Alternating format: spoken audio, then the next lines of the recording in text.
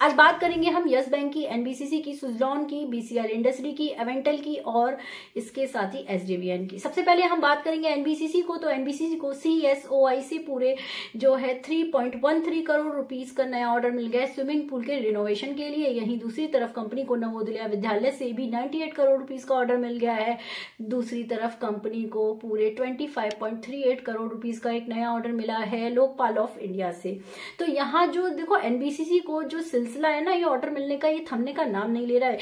NBCC की जो एक ऑर्डर बुक है वो बहुत ही ज्यादा स्ट्रांग होती नजर आ रही है और ये स्टॉक जो है हमें स्ट्रांग होता हुआ भी नजर आ रहा है, जैसा कि आप देख सकते हो। देखो इस स्टॉक के बारे में आपको ये बताना चाहूंगी, ये लंबे समय का शेयर बन चुका है। जिस तरीके से गवर्नमेंट भी काम कर रही है और आपको समझना है कि कंपनी की ऑर्डर बुक भी बढ़ चुकी है। अच्छा, एक चीज और है एनबीसीसी के बारे में कि एनबीसीसी की अगर आप इंटरव्यू सुनोगे ना इनकी कंपनी के, तो आपको समझ में आएगा इस चीज के बारे में कि कंपनी का जो अब एग्जीक्यूशन हो रहा है वो बहुत फास्ट हो रहा है। सबसे बड़ी बात तो इस कंपनी के बारे में ये है। और यहाँ पर एक चीज और है कि प्राइवेट एंटिटी के साथ इनकी जो बॉन्डिंग है वो भी स्ट्रांग होती हुई हमें नजर आ रही है एनबीसीसी के बारे में। अच्छा, एक चीज और है, देखो इस स्टॉक में ना स्विंग ट्रेड मैं करती रहती हूँ टाइम टाइम पर, लेकिन लॉन्ग पोजीशन मैंने एक अलग अकाउंट में बना के रखी हुई है और उस स्टॉक में मैंने अपनी लॉन्ग पोजीशन में भी अपनी इन्वेस्टमेंट को बढ़ा दिया है यहाँ पर। तो ये सिर्फ इन्फॉर्मेशन के लिए, इसका मतलब ये नहीं है कि मैं आपसे कह रही हूँ आप अपनी इन्वेस्टमेंट को बढ़ा लें। ये पहले अपने स्टॉक की इन्फॉर्मेशन को कलेक्ट करें, क्या ये इन्वेस्टमेंट आपके लिए सही रहेगी, तभी किसी स्टॉक में इन्वेस्टमेंट करें। अब बात कर लेते हैं हम सुज़लॉन की। तो सुज़लॉन को भी 225 मेगावाट का एक नया ऑर्डर मिल गया है। तो यहाँ पे सुज़लॉन के बारे में भी आपको बताना चाहूंगी। इस स्टॉक में 10 रुपए पे मैंने अपनी इन्वेस्टमेंट करी थी और अब फिर से जो स्टॉक है 40 रुपए पर पहुंचता हुआ हमें नजर आ रहा है। हालांकि 44 का हाई भी इसने टच कर दिया पिछले दिनों, लेकिन अब फिर से एक नई तेजी में सुज़लॉन हमें वापस नजर आ रहा है। अब इस चीज में भी बताऊं कि सुज़लॉन में भी मैंने अपनी इन्वेस्टमेंट को कहीं भी नहीं बढ़ाया है और ना ही उसको सोल्ड किया है। अब इसमें समझने की चीज है कि देखो सुज़लॉन में इन्वेस्टमेंट में बढ़ाना चाहती हूँ, बढ़ाऊंगी, लेकिन जब तक इसके फाइनेंशियल रिजल्ट, फाइनल रिजल्ट नहीं आ जाते ना मार्च तक के, तब तक मैं इस स्टॉक में कोई भी छेड़खानी करना पसंद नहीं करूंगी। इसके फाइनेंशियल रिजल्ट आने के बाद हमें पता लग जाएगा कि कंपनी का एग्जीक्यूशन जो है वो किस साइड में चल रहा है, तभी इस स्टॉक में मैं अपना इन्वेस्टमेंट बढ़ाने का डिसीजन लूंगी। तो ये चीज आपको समझनी है कि सुज़लॉन को मैं आपको अभी भी बता दूं, 2030 के लक्ष्य के साथ अगर आप लेके चलते हो और 2030 भी नहीं उससे पहले भी आप सोचते हो, तो मतलब आपको एक लंबी नजर से ही इस स्टॉक को देखोगे, तभी आपको और अच्छे रिटर्न्स मिलने के चांसेस रहेंगे। अब बात करेंगे हम एवेंटल की। तो एवेंटल के बारे में आपको बता दूं कि एवेंटल की जैसे कि डिटेल एनालिसिस की वीडियो में मैंने आपको इसके क्लाइंट्स के बारे में बताया था, इसकी प्रोडक्ट सर्विसेज के बारे में बताया था, इसकी बिजनेस के बारे में समझाया था। तो अगर जिसने भी वो डिटेल एनालिसिस की वीडियो देखी है ना, उन लोगों को खौफ नहीं आएगा अगर वो समझदार हैं या फिर उस इन्फॉर्मेशन को भूल गए हैं जो उन्होंने इन्वेस्टमेंट करते वक्त जिस इन्फॉर्मेशन को देखकर इन्वेस्टमेंट करी थी, उस इन्फॉर्मेशन को अगर आप भूल गए हो तो आपको खौफ आ सकता है। और जिन लोगों को इसके बिजनेस के बारे में अंडरस्टैंडिंग नहीं है, उन लोगों को खौफ आएगा इस गिरावट से। देखो डिटेल एनालिसिस की वीडियो में मैंने इसके क्लाइंट्स के बारे में आपको बताया था, इसकी प्रोडक्ट सर्विसेज के बारे में बताया था। तो जिस तरीके से गवर्नमेंट की जिन जिन कंपनियों के लिए कंपनी काम कर रही है, जिन प्रोडक्ट सर्विसेज को प्रोवाइड करा रही है, उसके बिजनेस पॉसिबिलिटी, फ्यूचर पॉसिबिलिटीज को आप समझ रहे हो ना। तो फ्यूचर बिजनेस अपॉर्चुनिटीज को जिसने समझ लिया कंपनी की प्रोडक्ट एंड सर्विस को, उसको स्टॉक की गिरावट से कभी भी खौफ नहीं आएगा। देखो लिंक मैं डिस्क्रिप्शन में दे दूंगी, तो आप जाके डिटेल एनालिसिस की वीडियो जरूर देख लेना। उस वीडियो को पूरा देखने से आपको कंपनी का बिजनेस जरूर समझ में आएगा। तो इस स्टॉक के साथ भी आपको पेशेंस दिखाना पड़ेगा। इस स्टॉक में बता दूं 127 रुपए पर मैंने इसमें बाइंग करी थी, जैसा कि मैं आपके साथ चैनल पर शेयर भी कर चुकी हूँ। और उसके बाद इस स्टॉक हमें 110 से 111 रुपए के लेवल भी दिखा दिया और 113 रुपए पर मैंने अपने प्राइस को एवरेज भी कर लिया है, इन्वेस्टमेंट को बढ़ा लिया है। देखो इन्वेस्टमेंट है ना तभी बढ़ाती हूँ, मुझे पता है इसमें फ्यूचर पॉसिबिलिटी है। किसी भी स्टॉक में इन्वेस्टमेंट में तभी बढ़ाती हूँ जब मैं श्योर हो जाती हूँ कि हाँ अब इसमें जो है फ्यूचर पॉसिबिलिटी बहुत ज्यादा है और मेरी बाई प्राइस से 20 से 25 रुपए कोई भी स्टॉक नीचे आता है और मेरे पास सफिशिएंट फंड है तो मैं उसमें इन्वेस्टमेंट बढ़ा लेती हूँ। अच्छा, एक चीज और बताना चाहूंगी कि कुछ लोग है ना कैपिटल नहीं होती किसी किसी के पास एवरेजिंग करने के लिए। वो क्या करते हैं, कुछ शेयर में लॉन्ग करके बैठ जाते हैं इन्वेस्टमेंट, और फिर उनके पास कैपिटल नहीं बचता ना एवरेजिंग के लिए ना कुछ करने के लिए। तो देखो, मैं तो मेरा ऐसा कैपिटल तो मेरे पास भी नहीं होता है, लेकिन कैपिटल को आपको बढ़ाना भी आना चाहिए। अगर आपके पास कम कैपिटल है तो मैं आपसे कहूंगी कुछ पैसे को आप इन्वेस्टमेंट करें लॉन्ग के लिए, और कुछ को स्विंग ट्रेड के लिए जरूर रखें। जो अच्छे स्टॉक्स हैं, जो बढ़ने वाले हैं फ्यूचर में, उसमें आप स्विंग ट्रेड थोड़ा थोड़ा जब करेक्शन हो स्टॉक के प्राइस में तब करें। अच्छा, एक चीज और है, यहाँ पे 2 अकाउंट लेकर चलना बहुत जरूरी है। इसके लिए कैपिटल को बढ़ाना है अगर आपको अपनी, तो सबसे अच्छा तरीका है कि आप एक अलग अकाउंट खोलें, और जो एक अकाउंट है उसमें सिर्फ लॉन्ग पोजीशंस रखें, और बाकी कुछ कुछ क्वांटिटी के साथ आप स्विंग ट्रेड करते रहें। वहां पर जब स्टॉक में करेक्शन हो आप उसमें प्रॉफिट बुकिंग करते रहें, तभी आपकी कैपिटल बढ़ेगी। ये चीज आपको समझनी है। अच्छा, स्विंग ट्रेड भी ना अच्छे स्टॉक्स में करो, चार्ट के बेसिस पे कभी भी किसी स्टॉक में जो है स्विंग ट्रेड मत करना, ये भी आपको बता दूं। तो मैं भी ये करती हूँ हालांकि, लेकिन मैं चार्ट के बेसिस पे नहीं करती हूँ। देखो, चार्ट के बेस टारगेट में जो लोग फंस गए ना, चार्ट में टारगेट में, वो लोग अपने पैसे को किसी भी पल खो सकते हैं, क्योंकि यहाँ पे जो स्टॉक मार्केट के प्राइस में जो मूवमेंट आता है ना, वो न्यूज बेस्ड होता है सारा। तो न्यूज एक आने से सारे चार्ट, सारे पैटर्न आपके फेल हो जाएंगे। तो हमेशा न्यूज के साथ अगर आप चलोगे और स्विंग ट्रेड करते रहोगे ना, तो आप स्विंग ट्रेड में भी अपनी प्रॉफिट बुकिंग करते रहोगे और कैपिटल भी बढ़ती रहेगी। और वो जो प्रॉफिट बुकिंग आप कर रहे हो, वो प्रॉफिट आप एक अच्छे स्टॉक्स में इन्वेस्टमेंट करते रहो। तो यही मैं आपसे कहना चाहूंगी, जिन लोगों के पास कैपिटल नहीं होती है, ऐसे बहुत सारे लोगों के मेरे पास मैसेज आते हैं कि उन लोगों को समझ ही नहीं आता कि भाई कैपिटल नहीं है तो कैपिटल कैसे बढ़ाए। तो कैपिटल बढ़ाने का यही तरीका है कि आप थोड़ा स्विंग ट्रेड में प्रॉफिट बुकिंग जरूर करें, और न्यूज बेस्ड करें, चार्ट के बेसिस पे और टारगेट बेसिस पे किसी के बिहाफ पे ना करें। ये चीज आपको समझिए। बात करेंगे हम एसजेवीएन की, तो एसजेवीएन को 200 मेगावाट का एक नया ऑर्डर मिल गया है, और एसजेवीएन भी अब नया लेवल हमें जरूर दिखाएगा आने वाले टाइम में।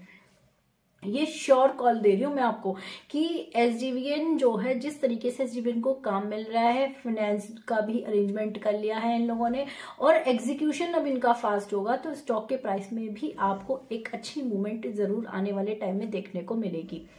इसके साथ ही आपको ये भी बता दूं, देखो सिर्फ इन्फॉर्मेशन आपके साथ शेयर कर रही हूँ, मैं ये नहीं कह रही हूँ कि आप भी इस स्टॉक में इन्वेस्टमेंट करें। बीसीएल इंडस्ट्री के बारे में आपको बताना चाहूंगी कि इस स्टॉक में भी मैंने एक नई इन्वेस्टमेंट कर ली है, और बीच में इस स्टॉक में ना करेक्शन भी हुई थी, 66 रुपीज पर आया था करीब, तब मैंने इस स्टॉक में और इन्वेस्टमेंट कर ली। जैसे कि स्टॉक्स को जब मैं लॉन्ग करती हूँ तो मैं एक साथ बाइंग नहीं करती, कुछ शेयर बाय कर लेती हूँ पहले, और उसके बाद जब वो नीचे के लेवल दिखाता है ना, तो मैं उसमें थोड़ी थोड़ी बाइंग और करती चली जाती हूँ। अच्छा, मार्केट करेक्ट होगी तो फिर मैं इस स्टॉक में अपनी इन्वेस्टमेंट को थोड़ा और बढ़ा लूंगी। अच्छा, बीसीएल इंडस्ट्री के बारे में भी कोई इन्फॉर्मेशन मैंने आपके साथ अभी तक शेयर नहीं करी है। जिस किसी को मतलब डिटेल एनालिसिस की वीडियो चाहिए इस स्टॉक के बारे में, क्या फ्यूचर पॉसिबिलिटी है इस स्टॉक में, क्या देखकर मैंने इस स्टॉक में अपनी इन्वेस्टमेंट की है, तो आप प्लीज मुझे कमेंट सेक्शन में कमेंट करके जरूर बताना। अब बात करते हैं हम यस बैंक की, तो यस बैंक के बारे में काफी सारे लोग जो मेरे साथ कनेक्टेड हैं वो लोग पूछते हैं कि यस बैंक के बारे में मेरा क्या व्यू है।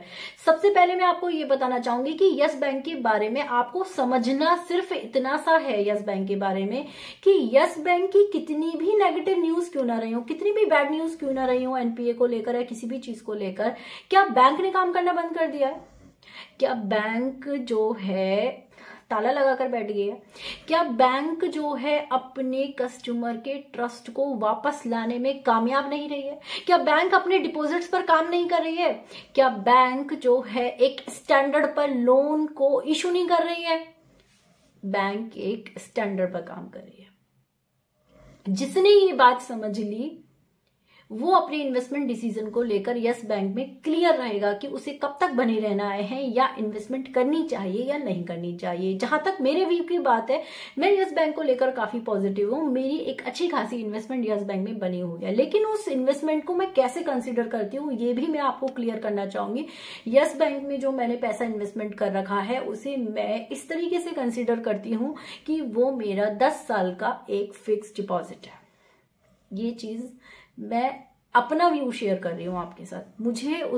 मैं उस स्टॉक में सिर्फ यही सोचकर इन्वेस्टमेंट करके बैठी हूँ कि ये मेरा एक फिक्स डिपॉजिट है। जैसे कि आप जानते होंगे 9 साल में पैसा डबल होता है, ठीक है। तो इस तरीके की कॉन्सेप्ट के साथ मैं यस बैंक में बनी हुई हूँ। आने वाले टाइम में यस बैंक हमें अच्छी ऊंचाइयों को तय करता हुआ नजर आएगा। और आपकी जानकारी के लिए ये भी बताना चाहूंगी कि आपको ये भी नहीं भूलना है कि एक टाइम पर यस बैंक जो है निफ्टी 50 का स्टॉक हुआ करता था।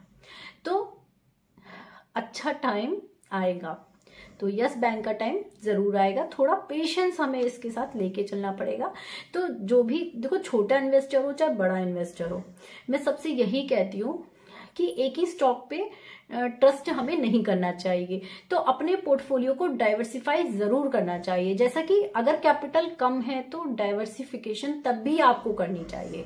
कैपिटल छोटा है चाहे बड़ा है, जैसा भी है, आप डाइवर्सिफाई जरूर करें। मैं आपको बता दूं, मेरे पोर्टफोलियो में मोर देन 45 स्टॉक्स हैं। तो ये चीज आपको समझनी है कि हमें डाइवर्सिफिकेशन हर जगह करना है। कभी कभी क्या होता है, अब डाइवर्सिफिकेशन से ये हमारे लिए अच्छा होता है कि है ना, अगर हर साल कुछ ना कुछ चल जाता है। सबसे बड़ी बात तो ये है कि अगर 10 स्टॉक चल रहे, हो सकता है बाकी स्टॉक नहीं चल रहे, फिर बाकी 5 स्टॉक्स। तो ये चीज सबसे बेहतर होती है। डाइवर्सिफाई जरूर करना चाहिए। और ऐसा कुछ नहीं है कि सिर्फ लार्ज कैप में इन्वेस्टमेंट करो, मिड कैप में करो, स्मॉल कैप में। आप इन्वेस्टमेंट वहां करो जहां आपको फ्यूचर नजर आ रहा है कंपनी का। सिंपल सा फंडा है कि फ्यूचर है उसके प्रोडक्ट की, फ्यूचर में क्या डिमांड रहेगी नहीं रहेगी। अब आज के टाइम में जहां एसी चलते हैं, अगर आप हाथ से बनाने वाले पंखे की कंपनी का निर्माण कर दोगे तो वहां उस प्रोडक्ट की डिमांड फ्यूचर में नहीं रहेगी। तो एक आसान भाषा में मैं सिर्फ आपको यही समझाना चाहती हूँ कि अगर आपने किसी कंपनी की प्रोडक्ट और सर्विस को देखकर, उसकी बिजनेस की समझकर पैसा लगाया है, तो आप उस इन्वेस्टमेंट में सफलता जरूर हासिल करोगे एक बार। ये आपको समझना है। अगर आप टेक्निकल चार्ट में किसी ने आपको 700 का टारगेट दिया, टारगेट के लिए काम करना शुरू कर दिया, या आपने किसी ने आपको 1200 का टारगेट दे दिया, किसी ने आपको 400 का टारगेट दे दिया, अगर टारगेट में फंसे रहोगे तो आप सफलता हासिल नहीं कर पाओगे। आप टारगेट में ही फंसे रहोगे, चार्ट में फंसे रहोगे कि क्या पैटर्न बना रहा है। अगर आप एक अच्छे इन्वेस्टर हो तो आप बिजनेस को समझिए, कंपनी काम क्या कर रही है, कंपनी की प्रोडक्ट सर्विस की फ्यूचर में क्या अपॉर्चुनिटीज हो सकती हैं, फ्यूचर क्या हो सकता है, तभी उस स्क्रिप्ट में इन्वेस्टमेंट करें। तो ये एक सबसे बेस्ट तरीका है। सबसे आसान भाषा में मैंने आपको समझा दिया है। इसको अगर किसी ने समझ लिया ना, तो कभी एक गलत इन्वेस्टमेंट डिसीजन कोई भी नहीं लेगा अपने जीवन में। अगर आप टारगेट में फंसे रहे, यही आप दूसरों की बातों में आते रहे, तो आप अपने आप को फंसा हुआ महसूस करोगे। देखो, किसी के कहने से जब हम किसी स्टॉक में इन्वेस्टमेंट कर देते हैं ना, और हमें बिजनेस का नहीं पता होता है, जब वो स्टॉक नीचे के लेवल दिखाएगा तो आप डर के खौफ खा के है ना लॉस लेके भी निकल जाओगे।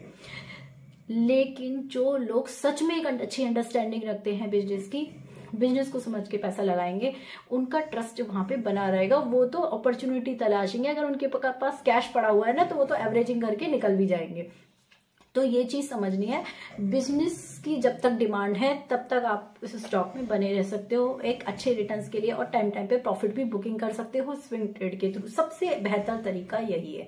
तो आज की वीडियो में बस इतना ही। वीडियो इन्फॉर्मेटिव लगी हो तो प्लीज लाइक कर देना, चैनल को सब्सक्राइब कर देना, और प्लीज कमेंट सेक्शन में कमेंट करके जरूर अपना व्यू शेयर करना।